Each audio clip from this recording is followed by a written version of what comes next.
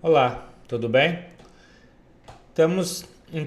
Finalmente chegamos na nossa última aula do curso de Atos dos Apóstolos. Nós temos estudado o livro de Atos, temos visto a partir do capítulo 9 de Atos todas as 3 viagens missionárias de Paulo. E hoje, na nossa 19ª aula, vamos estar vendo a chegada de Paulo na ilha de Malta e finalmente Paulo chegando em Roma, na capital do Império Romano. Então, convido você a abrir sua Bíblia em Atos, capítulo 28. Vamos estudar o último livro do livro de Atos, ok?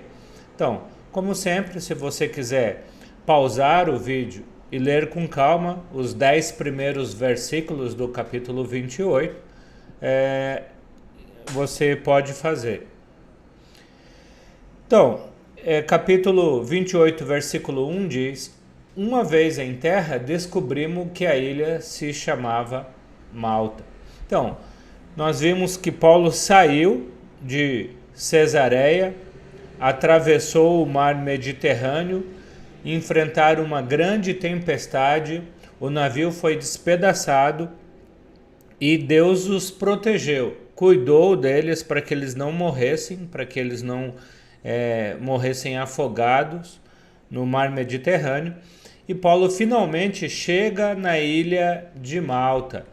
A ilha de Malta era uma ilha que servia, como seu próprio nome diz, como refúgio para aquelas pessoas que ao longo de alguma viagem pelo mar Mediterrâneo, saindo do norte da África e indo para a Europa ou até mesmo para a Ásia, e viessem a parar ali na ilha, ela podia ser usada ali como um refúgio para aquelas pessoas que estavam perdidas em pleno mar Mediterrâneo. Os romanos chamavam essa ilha de Melita. Ela pertencia à província da Sicília, então já estava bem próximo à Itália, bem próximo de Roma. Lucas registra a bondade com que Paulo e os companheiros de Paulo, além de toda a tripulação do navio, todos aqueles prisioneiros que estavam sendo levados no navio, também foram tratados. Podemos ver isso aí nesses primeiros 10 versículos do capítulo 28. Eu só queria chamar a sua atenção, o versículo 2 chama aquele povo de bárbaro. Às vezes, quando pensamos bárbaro, pensamos em pessoas rudes e não civilizadas. Não é nesse sentido. Nos dias de hoje, bárbaro tomou essa conotação, mas quando Lucas chama os habitantes da ilha de Malta de bárbaros, eles estão dizendo pessoas que não falavam a língua grega. Então, assim, quando alguém não falava grego, eles falavam: eu não entendo o que eles falam bar. E aí, essa expressão bárbaro ficou para quem não falava a língua grega. E Lucas está querendo dizer isso, que aquele povo tinha uma língua nativa, uma língua local. Versículos 3 a 6 mostra que Paulo foi picado por uma cobra e, enquanto ele recolhia alguns gravetos para fazer fogo. Lógico, os nativos, vendo isso, pensaram: esse homem deve ser um criminoso, ele está sendo castigado pelos deuses, ele escapou de um quase naufrágio para chegar aqui e ser punido pelos deuses, sendo picado por uma cobra, por uma serpente, e ser morto. Porém, o tempo foi passando e nada aconteceu com Paulo. Deus não permitiu que Paulo morresse. E aí, eles saíram de um extremo para outro. Começaram a pensar que Paulo era uma espécie de Deus, era um semideus ou alguma coisa parecida. Porque como que alguém poderia ser picado por uma serpente venenosa e não morrer? Nós já tínhamos visto algo semelhante. Lucas já tinha relatado no livro de Atos, capítulo 14, versículos 8 a 20, quando Paulo passou pela cidade de Listra, quando eles trataram Paulo e Barnabé como deuses. Chamaram Barnabé de Zeus e Paulo de Hermes. E depois, quando Paulo disse que não era um deus, ele foi apedrejado e dado como morto. Agora, Paulo então é confundido, vamos dizer assim, como um deus pelo fato de ter sido picado pela serpente e não morrer. E versículos 7 a 10, Paulo cura um homem que estava enfermo, né? E além desse homem, vários outros doentes na ilha. E aí, Lucas relata se o povo já estava sendo bondoso, acolhedor com Paulo, depois de Paulo curar essas pessoas, depois de todos esses acontecimentos, eles então trataram Paulo melhor ainda e também deram tudo o que eles precisavam, todos os suprimentos que eles precisavam para conseguirem chegar até Roma. Lembrando que eles tiveram que jogar todos os alimentos que eles tinham no navio, todas as cargas tiveram que jogar no mar, e o que não foi jogado foi afundou junto com o navio. Então o povo foi muito acolhedor, né? Podemos ver Deus cuidando de todos os detalhes na vida de Paulo e dos seus companheiros, de Lucas e Aristarco, que também estavam com ele. Versículos 11 a 16, então começamos a ver que depois de 3 meses ali na ilha, terminando o inverno, Paulo finalmente embarca num outro navio, né, que havia passado o inverno ali na ilha, um navio vindo de Alexandria, né?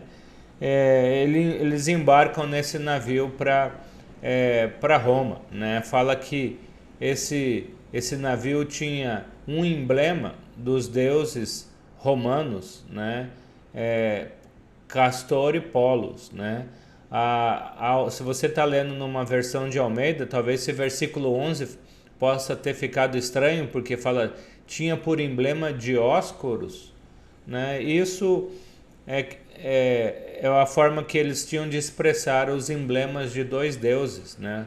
Castor e Pollux, que era adorado pelos gregos, pelos romanos. E esse navio então leva Paulo e todos os demais tripulantes do navio para a cidade de Roma.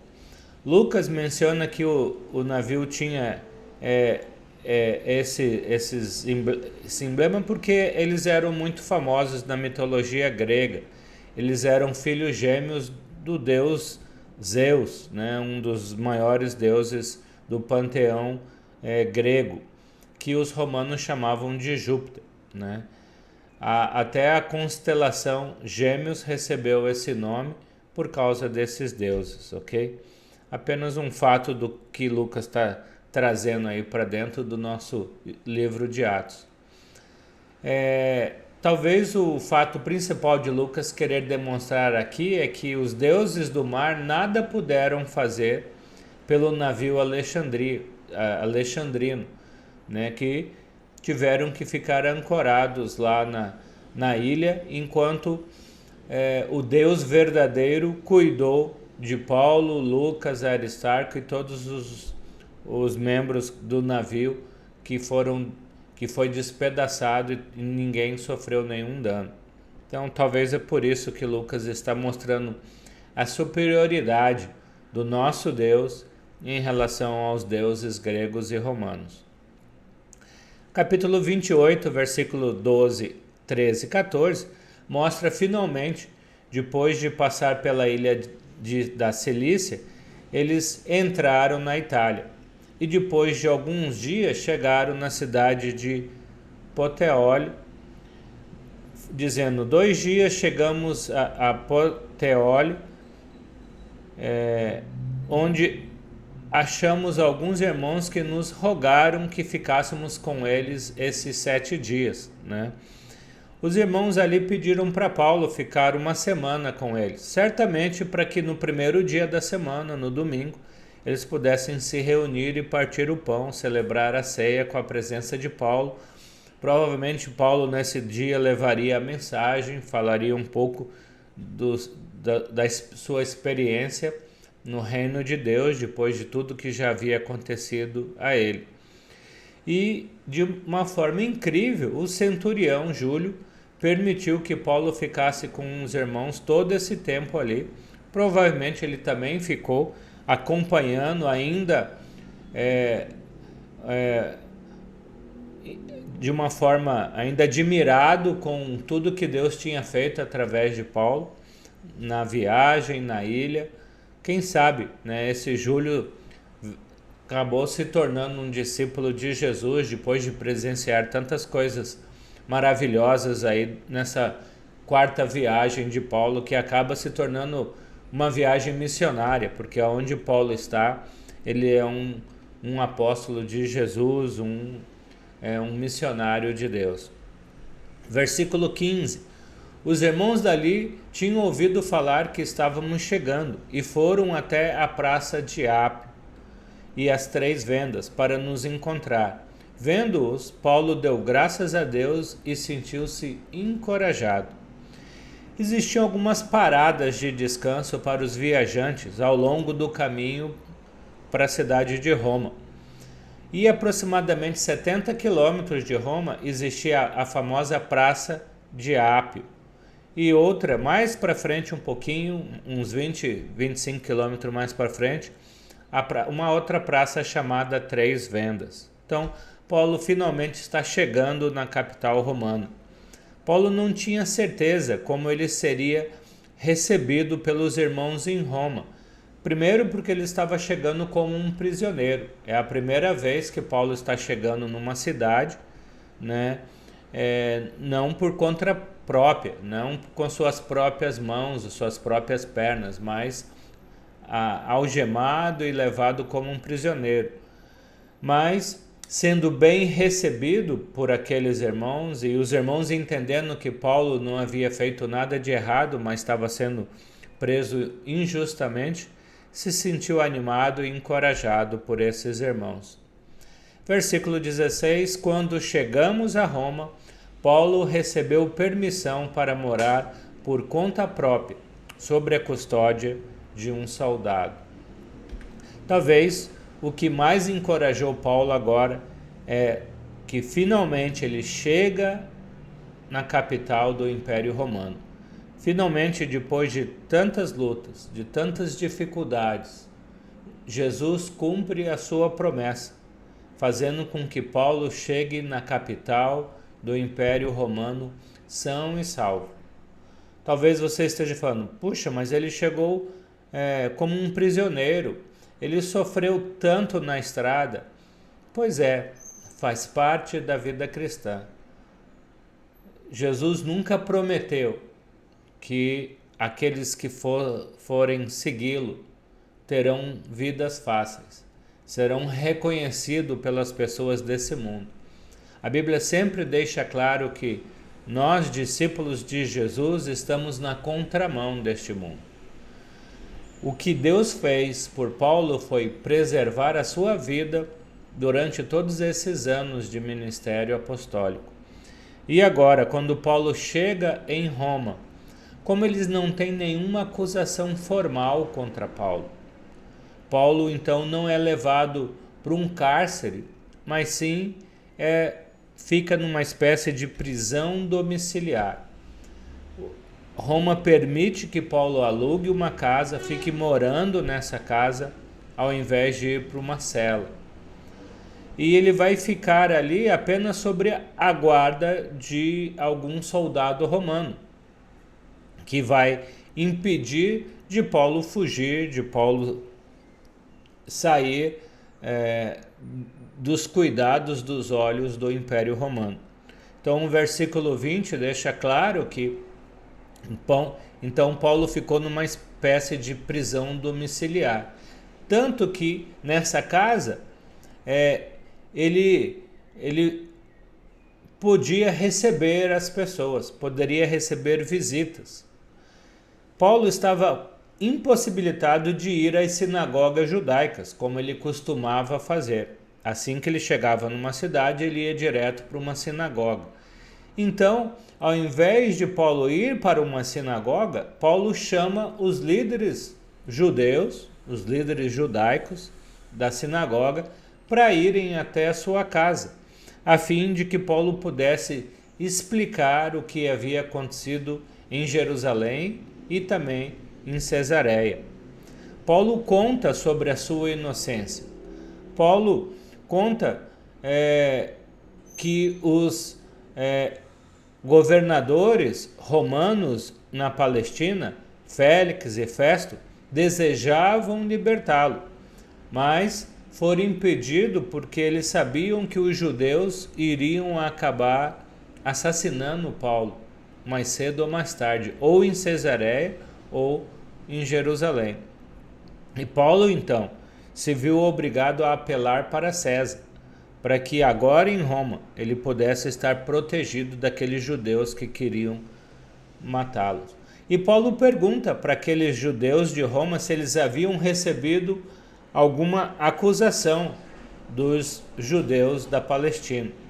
Versículos 21 e 22, os líderes judaicos romanos respondem que eles não receberam nenhuma acusação contra Paulo. Nada veio da Judéia acusando Paulo, condenando Paulo. Isso só mostra que o que eles estavam fazendo, de fato, era mentira. Eram falsas acusações. Porque se eles escrevessem alguma coisa para Roma, eles seriam obrigados a provar. Caso contrário, eles também poderiam cair no crime de injúria. Mas, com certeza, os próprios judeus lá em Roma já tinham ouvido falar sobre o cristianismo. Eles não eram favoráveis ao cristianismo, tanto que os versículos 21 e 22, eles estão chamando o cristianismo de seita, como se eles estivessem tentando perverter o judaísmo. E marcaram uma nova reunião para discutirem sobre o cristianismo, sobre as crenças de Paulo, né?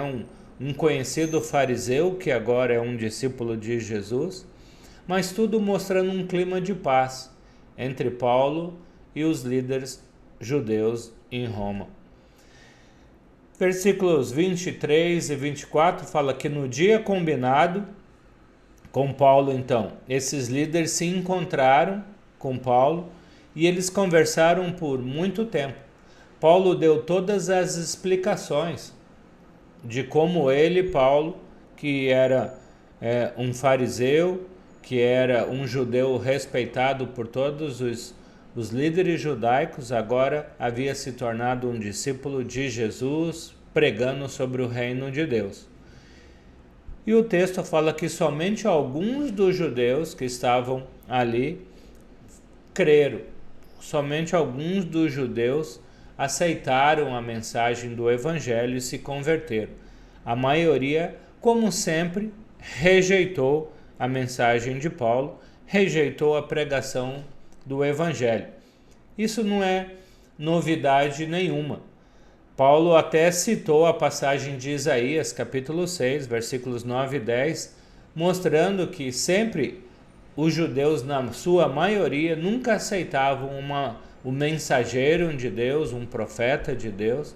Eles sempre rejeitaram a mensagem da salvação ao longo de todo o Velho Testamento, e não era agora que iriam agir de forma diferente. Porém, eram as últimas chances que eles estavam tendo como nação de Israel de aceitarem Jesus e de serem salvos. Daqui a pouco, no ano 70 depois de Cristo, Jerusalém foi destruída pelos romanos. O templo foi destruído pelos romanos. E a história de Israel, como povo exclusivo de Deus, acaba no ano 70, alguns anos depois aqui dessa última mensagem de Paulo na cidade de Roma. Portanto, Paulo termina o seu discurso no versículo 28 com as seguintes palavras: portanto, quero que saibam que esta salvação de Deus é enviada aos gentios, e eles a ouvirão. Então, mais uma vez, Paulo deixa claro que Paulo era apóstolo aos gentios, mas ele sempre se sentia no compromisso como judeu, como um israelita, de pregar primeiro para o seu povo, primeiro para o grupo da sua etnia, para depois, uma vez rejeitada a salvação pelos judeus, Paulo poder se sentir à vontade para pregar aos gentios. E os gentios, na sua grande maioria, diferentemente dos judeus, estavam aceitando a mensagem, estavam aceitando a pregação do Evangelho. Versículos 30 e 31 diz que por 2 anos inteiros Paulo permaneceu na casa que ele havia alugado. Recebia todos que podiam ir lá visitar a Paulo. Paulo pregava o reino de Deus e ensinava a respeito do Senhor Jesus abertamente e sem impedimento algum. Então, o Lucas conclui o livro de Atos. Lucas chega no final de todo o seu relato que ele está nos trazendo aqui no livro de Atos, mostrando que Jesus cumpriu o que ele prometeu lá no início do livro. Se olharmos para Atos capítulo 1, versículo 8, Jesus prometeu para os seus discípulos e apóstolos que eles seriam testemunhas em Jerusalém, na Judéia, Samaria e até os confins da terra. E a gente já falou isso algumas vezes, né? Uma forma de pensar como o evangelho pode chegar aos confins da terra é chegando em Roma. Um apóstolo de Jesus pregando em Roma, fortalecendo a igreja de Roma, certamente, como capital do Império Romano, agora atingiria os confins da terra. Então, Jesus prometeu aos seus apóstolos e discípulos que o evangelho chegaria em Roma e chegou. Jesus prometeu para Paulo que Paulo chegaria no Império Romano e chegou. Por isso, Lucas mostra o evangelho sendo pregado em Roma abertamente e sem impedimento algum. Paulo estava ali, um apóstolo de Jesus, pregando o evangelho sem impedimento algum, falando de Jesus, falando da salvação em Jesus. Muitos acreditam que Lucas poderia ter falado muito mais. Lucas poderia ter continuado falando sobre o trabalho de Paulo em Roma, até relatar a própria morte de Paulo alguns anos depois, pelo imperador Nero. Mas precisamos entender que Lucas acabou aqui mostrando que, mesmo com a morte de Paulo, esse não era o final do Evangelho de Jesus, mas apenas o começo de uma nova fase. Por quê? Porque o principal objetivo de Lucas, dentro do livro de Atos, não é mostrar a vida de Paulo, não era mostrar a vida de Pedro, não era mostrar a vida dos apóstolos de Jesus, mas mostrar que esses homens foram, como discípulos de Jesus, usados por Jesus para iniciar a igreja de Jesus em Jerusalém, levar para toda a Palestina, para toda a Ásia, para toda a Europa, até os confins da terra. Paulo cumpriu o seu ministério, porém deixou esse trabalho para que os outros discípulos de Jesus pudessem dar continuidade a partir do capítulo 28 de Atos. Paulo deixou a missão de você e eu continuarmos falando de Jesus até a volta de Jesus. Eu imagino que o livro de Atos termina de uma forma tão abrupta assim, né? Para algumas pessoas parece que Lucas está escrevendo e acaba a tinta da caneta e ele para de escrever. Porque quando a gente termina de ler o capítulo 28, a gente procura o capítulo 29 para saber o que aconteceu com Paulo, como foi o julgamento de Paulo, se ele foi condenado, se ele foi solto. E nós não temos esse relato, porque é o que eu acabei de falar. O maior objetivo de Lucas não é falar de Paulo, mas é falar de Jesus. Não é falar da pessoa dos apóstolos, mas falar da pessoa maravilhosa de Jesus. E, consequentemente, pregar o Evangelho. E mostrar que você e eu precisamos dar continuidade à história que começou lá em Atos capítulo 2, com Jesus estabelecendo a sua igreja.